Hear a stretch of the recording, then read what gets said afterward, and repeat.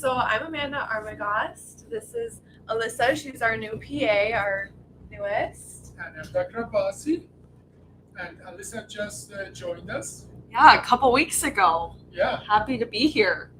Now, I'm going to ask you a series of questions. There's no wrong answer. I think this conversation should be very comfortable. Probably 5 people are watching us, so Right. don't sweat that out. But I think I want to lay a path for the people to understand what neuromonitoring is at all. This is going to be helpful for doctors, nurses, and even PAs, anybody in health professional. But I'm hoping that as well, lots of lay people get a fundamental understanding about what neuromonitoring is and what electrical activity of a cell means. How are we alive? Practically, that's what it is. How are we alive? Amanda, what is the fundamental unit of life? What is the smallest unit of life? don't worry about it. Throw anything out there. Molecule? Yeah, molecules are not alive, right? Bacteria? Well, bacteria are alive. What are bacteria? Cells. There you go. Cells. Yeah. So You're like trying to whisper into my ear. I'm yes, like, yes. Do that. Whisper. No, whisper. This is a friendly conversation. It's not a test. Okay. So the cells are fundamental part of life. But what is life? It's a big area. Philosophers have breaking their heads about what is actually life. It's Alyssa, what do you think what's life?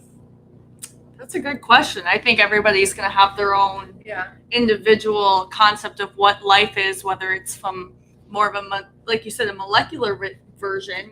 We're essentially a group of cells that are working together with a central goal, which is to live, survive, grow, follow that circle of life, that pattern. Well, but the philosophers, as I'm sure you're aware of, have been talking about that for thousands of years. What makes Amanda alive and this bottle not alive? What do you think? What makes you alive? Like activity? You react to the surrounding stimuli. Mm-hmm. But this computer reacts to surrounding stimuli. How is it that you are alive and this computer is not? It can, you can put it up and some voices may activate something and so on, but still this computer is not alive. But when it doesn't react, it's considered dead. Well, if it Like when your reacts, battery is gone. yeah, but if it's reacting, if it's up, it's booted up, do we consider it a life, a form of life? No, we don't. So what is that difference between you and this computer? You can reproduce, you can react to surrounding stimuli, and you can learn from surrounding stimuli, and on top of all of that, your reactions are on the lowest, most fundamental biochemical level. Like, we don't even call a virus as something between a life and another life because it doesn't have all the elements to reproduce itself, or the virus itself doesn't really react to a lot to outside, and it's completely dependent on the host, on the cell to do that. Now, so cells are alive because they reproduce and they react to their surrounding. How do they react to their surrounding? How do they react? Do you ever think about how a cell reacts to its surroundings? I guess I haven't thought about it on such a cellular level. Yeah. I would think of it. Imagine this is a cell right there. This is a cell. I What is the most important part of the cell? The wall? No. Oh, that's membrane. it. The membrane. The outside. Outside, the shell of it. What separates it out. That is another thing that separates the life from lots of other things. Like if you have a piece of iron is 2 and 2 iron, or a stone is 2 and 2 stone, but it doesn't really separate the fundamental level. There's not a unit that separates itself against the others. cell has a cell wall membrane. Mhm. Every life kind of cell has a membrane that separates itself against the other. In many experiments, we could create a vehicle, a vessel, what we call vesicle of a fat that form in a way that is separate itself against the surrounding. As a matter of fact, it seems to be a physical phenomenon. If you have molecule of fat that on one side they are hydrophobe and the other side they are hydrophile, meaning one side likes to be in fat, the other side likes to be in water, it seems that they just organize themselves in a way that they create a membrane. Children produce that all the time. Do you know what that is?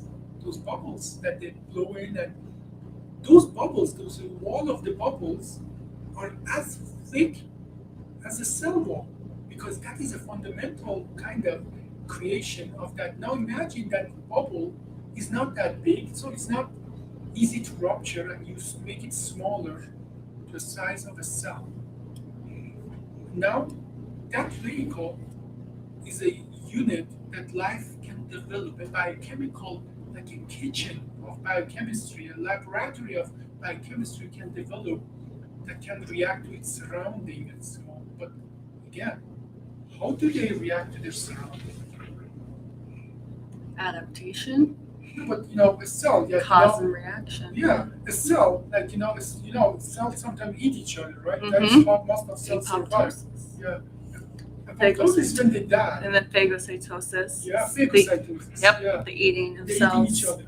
How do they know it is another yummy cell they should eat, or it's a piece of stone they shouldn't eat? How do they know that?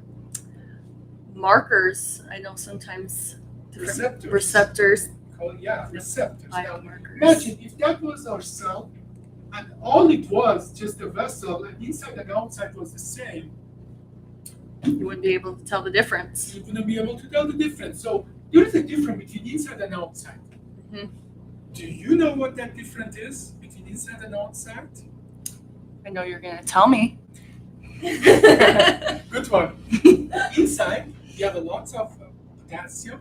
Yep. And little sodium. Sodium. Yep. And outside, you have a lot of sodium and little potassium. Potassium. Yep. And the Sodium, difference here between exactly. They got those pumps, or sodium potassium pumps. That's an active process. Mhm. There's this membrane, a cell receptor, a pump here that take the sodium made from here, and the potassium from here, and create a gradient. Mm-hmm. Yep. And that gradient is obviously these are the molecule atom, but that creates a potential, electrical potential. That is all what the cell is. A membrane that separates two electric potential, spending energy to create that, because if it wouldn't spend energy to create that potential, that would equalize and life is gone. Like when you die, the potassium from inside comes out and sodium from outside comes in, it equalizes, then we know you're dead. When you have a lot of potassium just moving around your body, that's one of the hallmarks of being dead. Interesting. Yeah. So that potential between outside and inside is what creates actually an electric gradient, and that's what makes us being able to adjust to that, because the next cell to that may be a different cell, has a different potential. So, and this receptor, that's how they react to other cells. That, if you have a piece of stone, that piece of stone doesn't really has its own inside and outside potential, but another cell, yummy cell, and this cell knows this is good and this is bad. This one to eat this, but it can eat this one. So learn over eons that this kind of potential, which it measures over those receptors, is danger, go away. Whereas this kind of potential differential means lunchtime. That is what life is. Being able to learn about how to react to certain stimuli. Because at the end of the day, this is all stimuli.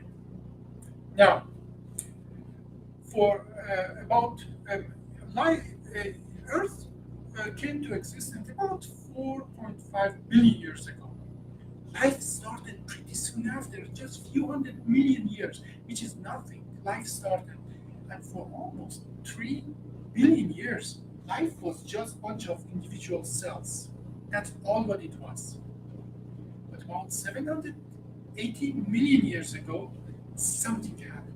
Do you know what happened? What happened? The Big Bang. No. Thank you, Amanda.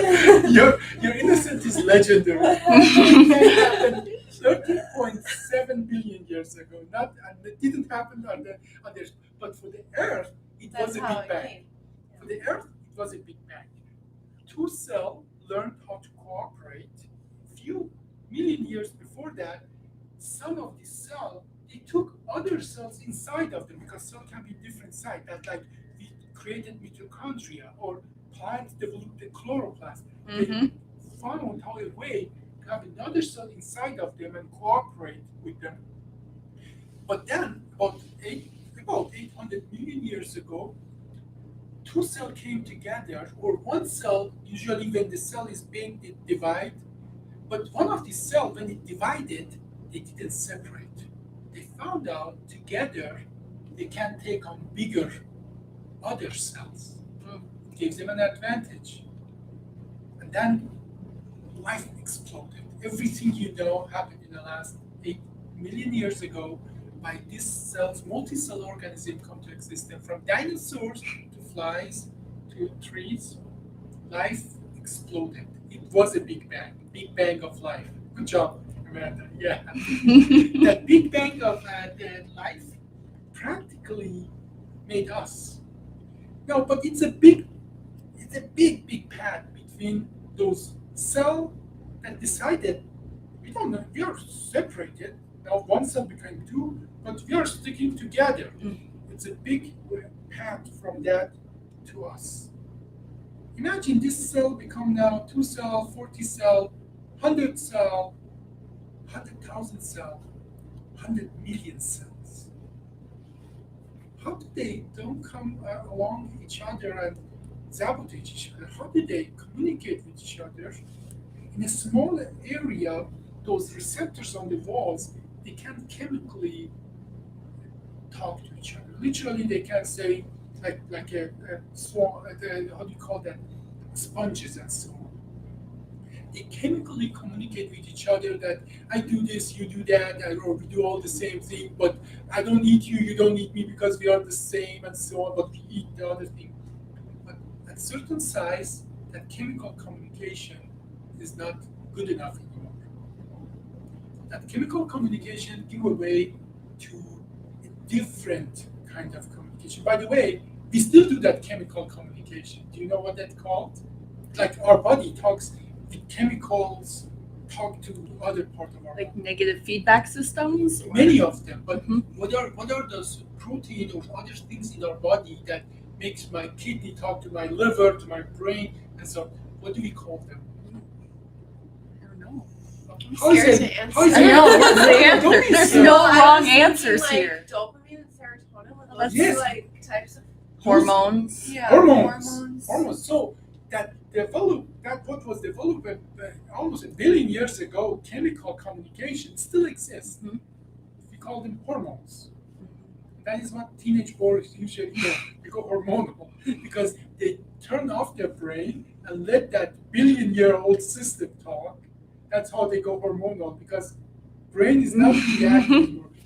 By saying that, I'm saying there's a second way of that our body communicate with our nervous system, Mhm. which is not substance, which is not just a chemical talking. Now, the beauty part of that is that our body learned to use that substance, that dopamine is a hormone and it's a neurotransmitter.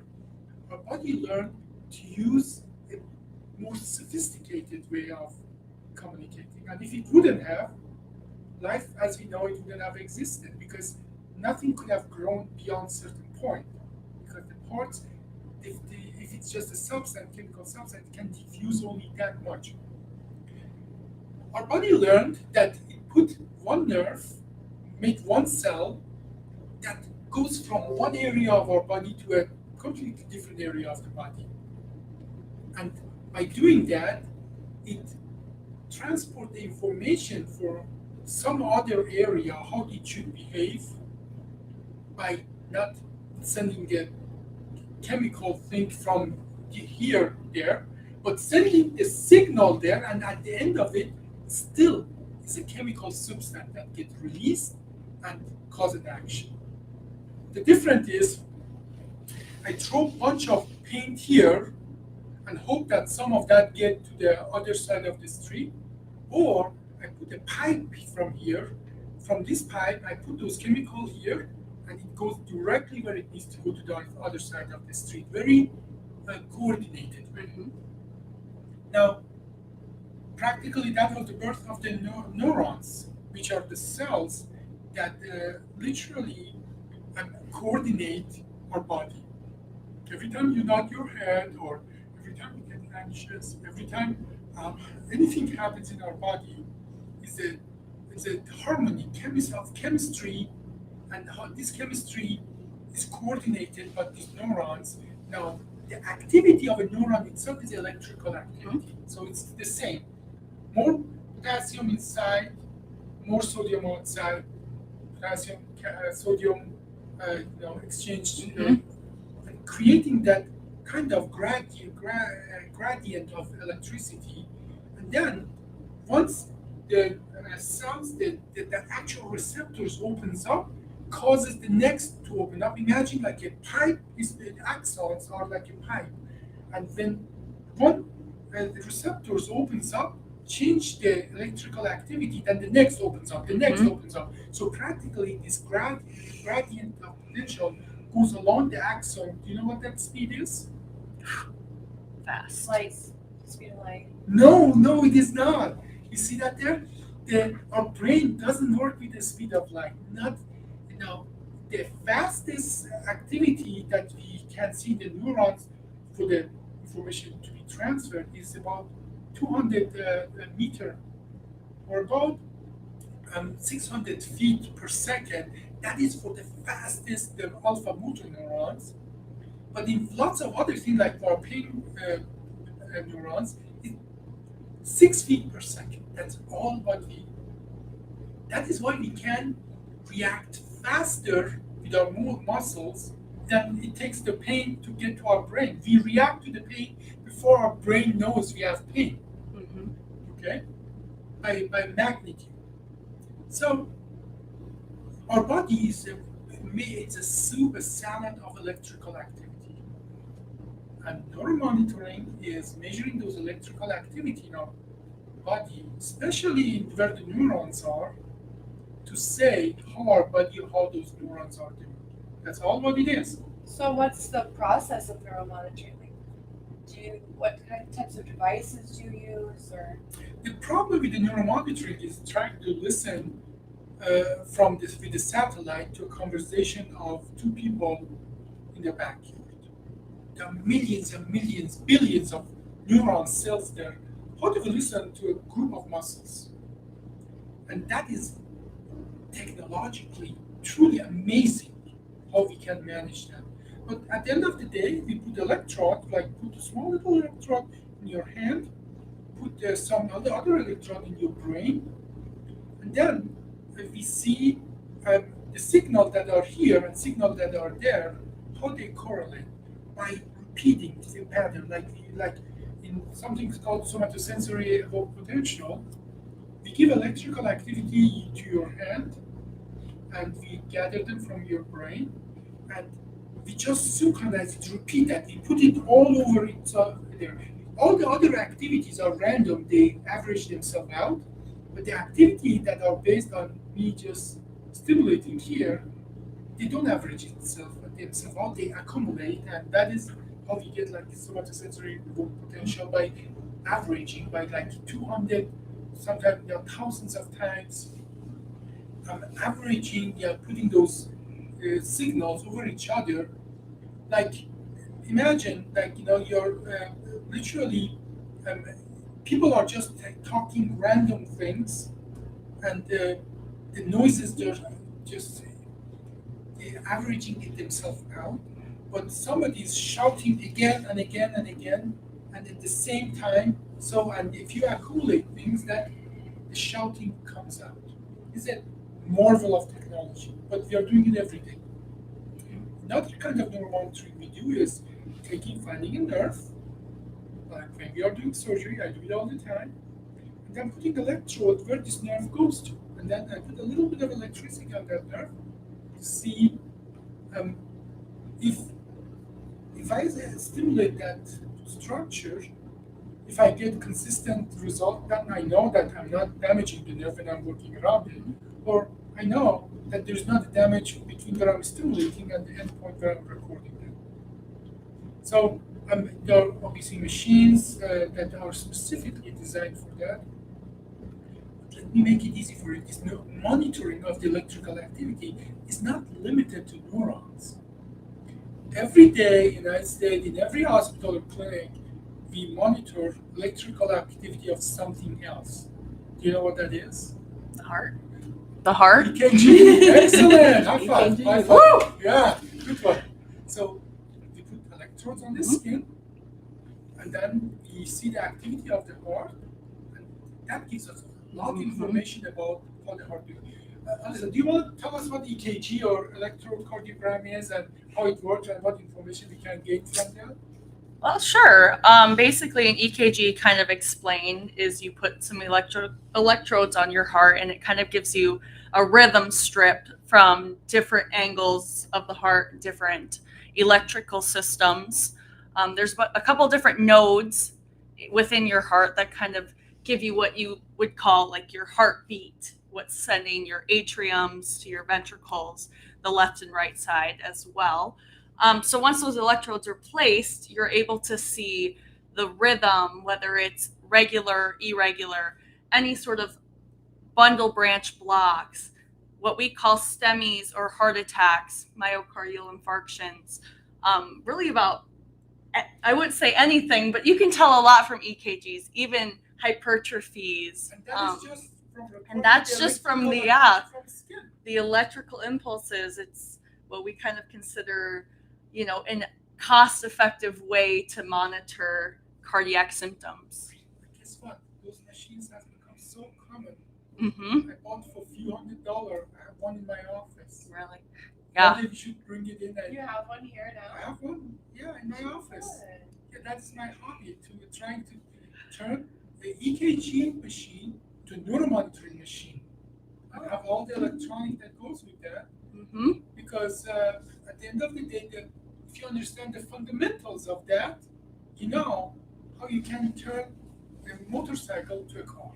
Sure. Because the mechanic of it, the engineering of it, the fundamental of it, it use the same kind of fundamentals. Mm-hmm. Now, we have 5 minutes left. I'm not sure if anybody's taking time to listen to us. We do have people. Wow, we do. Let's see if anybody has a question, or do you guys have any someone question? commented something inappropriate while you were talking about hormones. I can tell this is one of those like Some spam. jokers? No, Just jokers? no, like when you click the link, Yeah. they take the credit card info. Oh, I see. Yeah. Michelle, could you show us the comments that are there? But while we are waiting for that, what did you want to know, Alison, about neuromonitoring or any kind of electrical monitoring of our body? Yeah, I guess something that we could just discuss real fast is, like you said, you do a lot of surgeries. And I know that when we looked up some interesting facts on neuromonitoring, we see a lot is done during surgery. So that, like you had said, if you're poking around, making sure nothing has been damaged so that you can reverse that before the patient comes awake. So what's been your experience with any sort of neuromonitoring during surgeries? Well, especially the kind of surgery I do, which is OLLIF, it's a minimal invasive keyhole surgery that I don't open up the body. I rely on X-ray machines to give me information. And that's extremely crucial for that surgery because I put electrode on each patient's legs, and while I'm working on the spine, if I know how close I am to those nerves, obviously you want to stay away from those nerves. Mhm.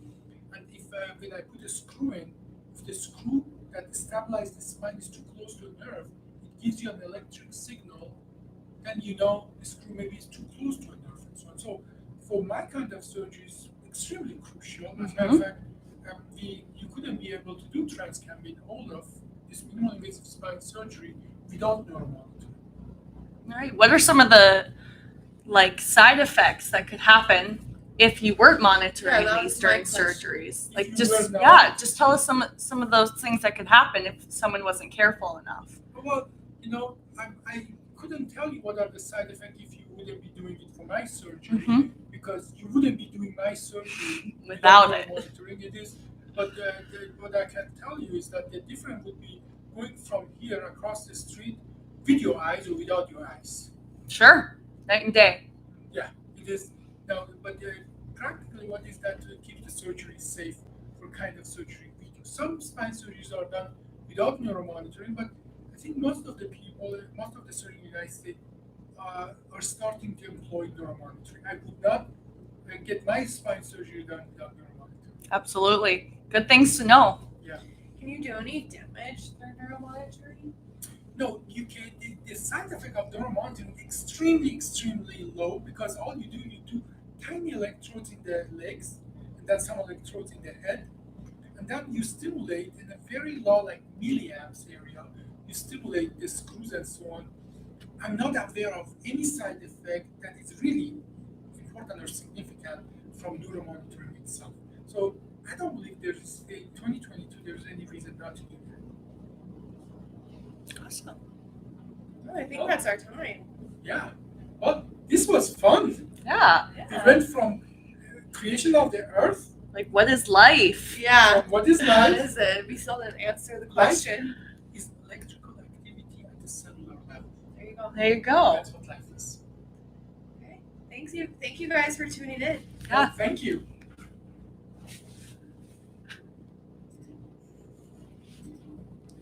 Right on time.